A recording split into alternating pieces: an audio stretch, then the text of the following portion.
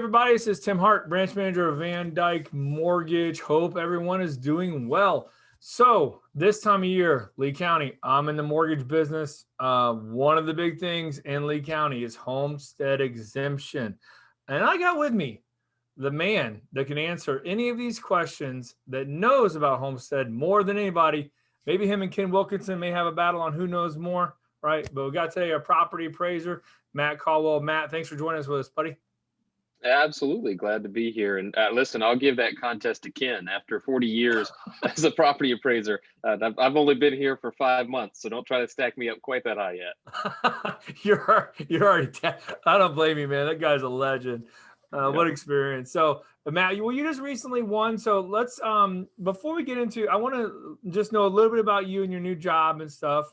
But just so anyone that's here, letters went out to people in Lee County.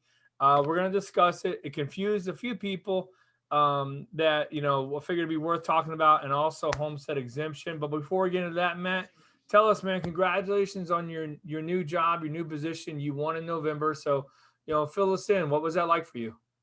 Absolutely. So a little of my background. I've grown up in Lee County my whole life. I met my wife here at FJCU.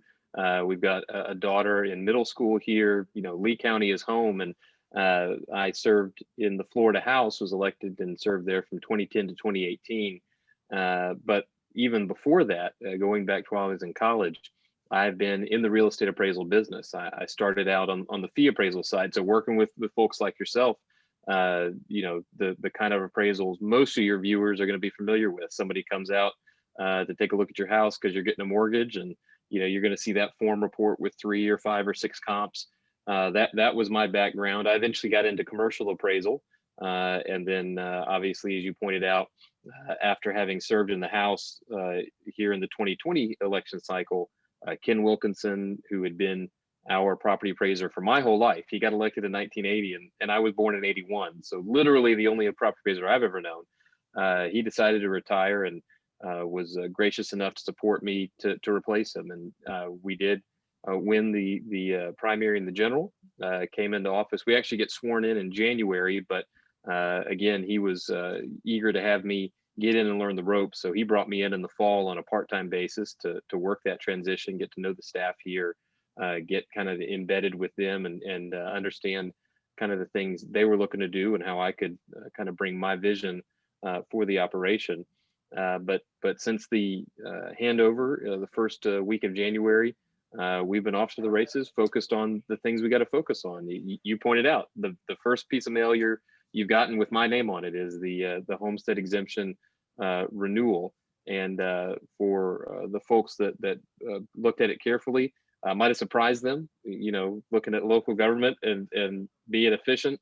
We told them they didn't have to do anything as long as what was in the letter was true. And that probably left a few people scratching their head, sure enough. Well, it's so funny you say that, because it happened to me. And I was reading, I was like, wait, what is this? And then I read it again, I'm like, oh, it's just saying that I'm good and, carry on my life type thing. But I think you're right. I don't want to trash government here, but like, Southwest Florida, some of these things in our government really run smooth. You guys are one. I think our Lee County elections, board does an amazing job too. And so to be able to like, hey, you don't have to do anything. Here's your letter, you're good to go. And that's all that letter was going out to people, right, Matt? Saying, hey, your homestead exemption is fine. You already filed. It's carrying over to this year. No worries, correct? Well, that's exactly right. So the exemption process has to be renewed every single year, whether you're talking about a homestead or any of the other exemptions and classifications. Nonprofits get exemptions. You've got agricultural users that get classifications. All of those have to be renewed every single year. For the homestead exemption, the legislature has allowed that to be automatic and pretty straightforward. Our office has the property record. We can see, your property hasn't sold. There hadn't been a new deed to change the ownership name. We haven't seen anything from, say, the driver's license or the voter record to show that you're living somewhere else. And so we can take that data and say, look, these folks, unless we've missed something, they should be eligible to automatically renew, and this process should be seamless. When you consider that Lee County has over 550,000 individual real estate parcels, do the math on how important it is for our end of things to be able to find some part of those parcels and say, okay, let's streamline the process, let's make it automatic. And so that's why this letter goes out, is just to confirm, hey, we looked at the public records, we don't see anything's changed. Unless there's something we missed, you're good to go for the year. And hey, look for the letter to come next January, February. Yeah. So you've been warned. If you remember this video, next January, same thing's going to happen. You're going to get it again. So they have to. You bought a house. Let's talk about homestead exemption real quick. Filing of it. Bought a house in 2020, right? What is the window for them filing homestead exemption? Sure. So for the new folks, you have until March 1st to file for that homestead exemption, unless you have some specific extenuating circumstances. And our office is going to be very generous in trying to look out for the taxpayer. We're not going to have patience for people trying to scam the system, but just let us know if you missed that date because of something that legitimately happened that you had to deal with in your life. But at the end of the day, the goal is get it in by March 1st. That helps us.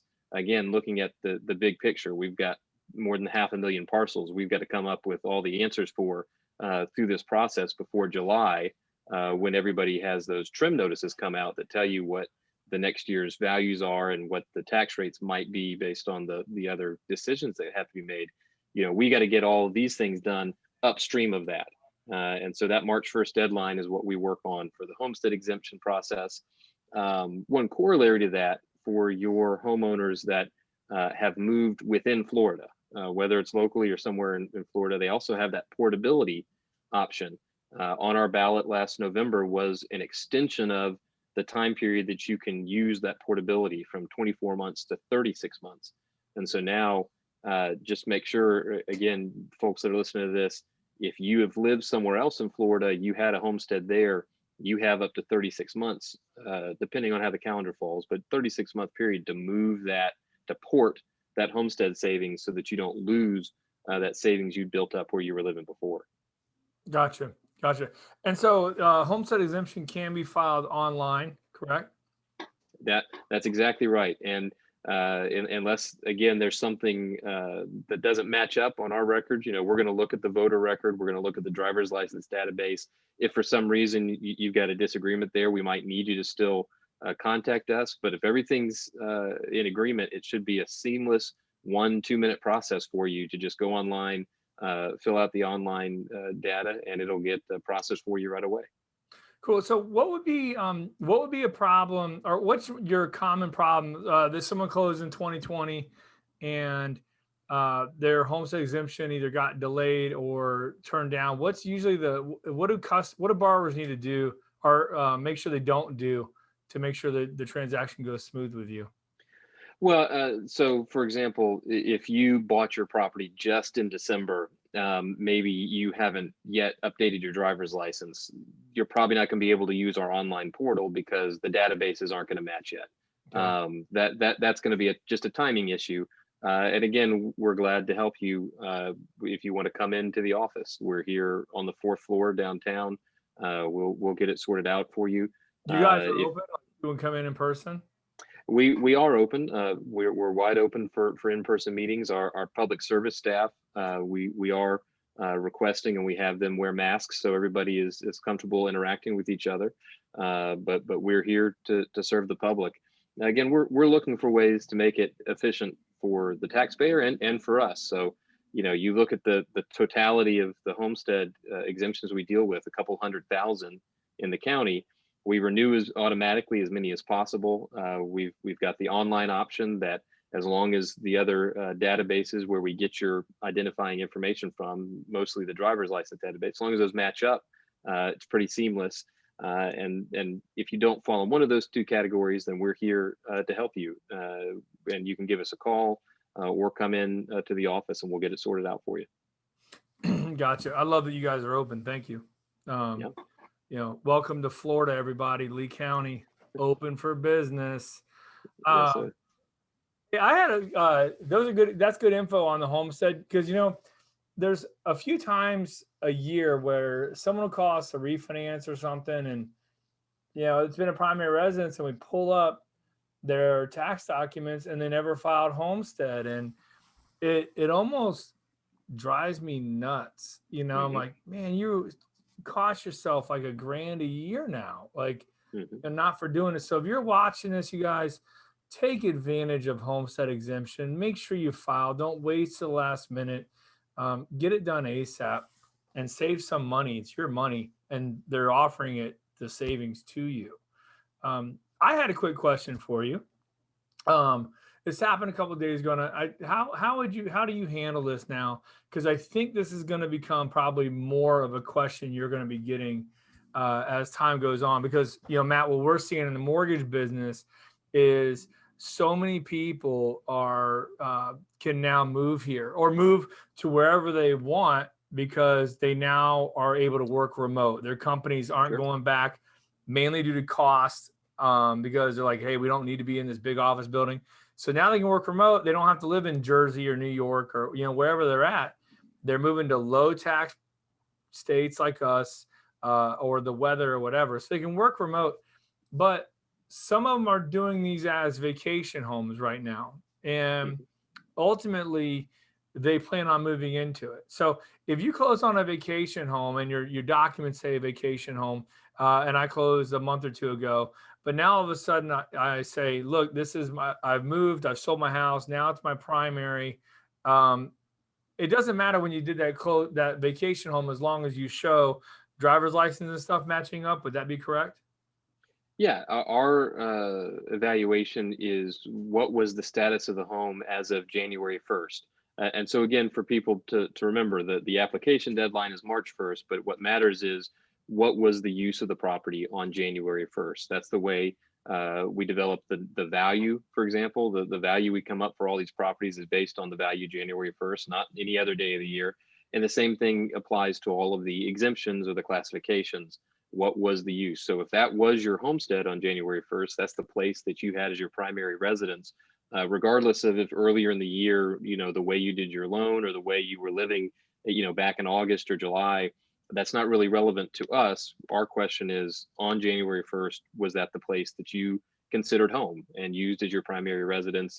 And you have some way of demonstrating that. That's where you get your mail. That's where your driver's license address is usually the most dispositive thing to say. Look, there's no way to dispute it. You're a Florida resident. That's where your mail comes for legal purposes. So that's your residence. If you haven't gotten that done yet, there's maybe a couple other ways that you can kind of demonstrate that that's where you live. But the easiest way is get your driver's license updated, get that converted, and then there's no question, and we can get it done for you. Yeah. Okay. Good. So I answered that properly. Yep. Good to know. Cool. Well, hey, Matt, you mentioned earlier about the vision for the property appraiser, yours. You mind sharing that with us? Like, what's your plans next? Is this it's a 4-year term, right?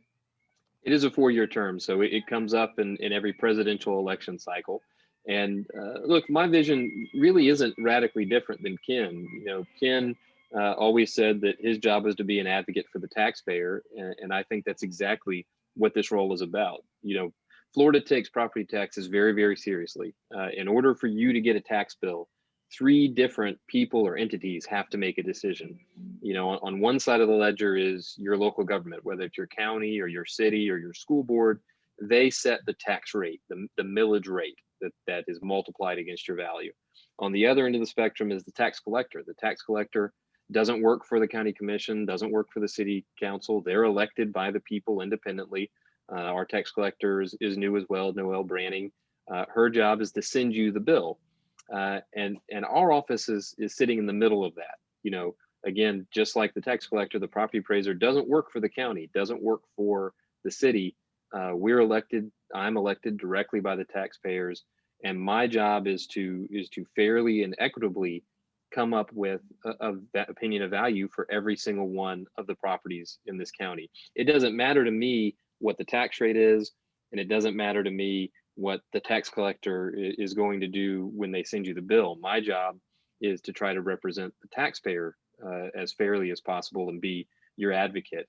Now that's kind of the every year job, but it can really set a bigger example, and it's one that I'm going to try to continue. He was the author of the Save Our Homes expansion back in the early 90s, the Homestead Exemption becoming a buildup of tax savings over the years. And then he authored, amongst a number of other constitutional amendments, the Portability Amendment, the one that allowed you to take that savings and then move it to a new property. And so following that, I just got back last week. I was in Tallahassee at the annual Property Appraisers Convention, advocating with the legislature, working on proposed changes. For example, there's another exemption for widows in certain circumstances. It's old, meaning that the number is only a $500 assessment savings, which realistically only means about $8 in property taxes. It hasn't been moved for inflation, and so we were pushing to get that increased up to maybe $5,000 of property value, and you would get hopefully some real tax savings. About $100 is probably what it would mean in the tax bill at the end of the day. So continuing to not only be an advocate in my role in every year's process between the local governments and the tax collector, but also working in Tallahassee to push for those kind of tax reforms and tax savings that are going to help protect the property owner and the taxpayer here in Florida. Gotcha. Hey, besides the taxpayer, who's your boss? Do you have one? We don't. Now we work with the State Department of Revenue. The data that we generate, all of those opinions of value for the 500,000 plus parcels, we submit that to DOR for them to review, and they look at it. They look at all 67 counties just to make sure we're following the standards and accepted practices of the industry. But ultimately, I'm an independent constitutional officer. The Florida Constitution has 5 offices in every county: the sheriff, the clerk of courts, the supervisor of elections, the tax collector, and the property appraiser. And we have a relationship with the county commission. We have a relationship with the Department of Revenue, but we really are only answerable ultimately to the voters who decide to put us in these positions. Huh. Interesting. I don't think I didn't know that. So, Matt, you got anything else you want to add, bud? That was a lot of good information. Thank you. Well, I'm certainly glad to come on anytime and talk about issues. There's a lot to this office, and most of it, I'm learning more. As I said, I've been on the job for only about 5 months now, so don't try to compare me to Ken's knowledge for all that time. But there's a lot that goes on, particularly in a county like this, with as much diversity as we have between the waterfront all the way to the agricultural production we still have, and urban and suburban areas in between. So a lot to deal with, and I'm just glad to have a chance to chat today, and glad to do it again as issues arise. Yeah, cool. I appreciate it too, and thank you. And you guys, again, if you're in Lee County, been doing this in the mortgage business for a long time, and so we got to look at other counties' websites, and we have a blessing here, if you want to say, for that website, LEEPA. We all call it LEEPA. Everyone knows this, LEEPA, LEEPA.org. The site is awesome, user-friendly. There's tax estimators on it. You can see all your property records, everything on there. They do a great job. It's a great office. It's well run. Shout out to Ken for building it. Shout out to Matt for keeping it going. So Matt, again, dude, appreciate your time, and wish you the best of luck in your new job, man, next 4 years. So thank you. Excellent. Thanks, Tim. I appreciate it. No problem. And hey, you guys, don't forget, I put out content like this a lot more mortgage related content coming up. Subscribe to the YouTube channel if you're watching it there, or the audio podcast. Well, subscribe wherever the hell you're watching it. You're watching or listening to it somewhere. Just press subscribe, and maybe we'll get the next video coming out. So Matt, again, thanks, bud. Have a great day, and see everybody. Bye-bye.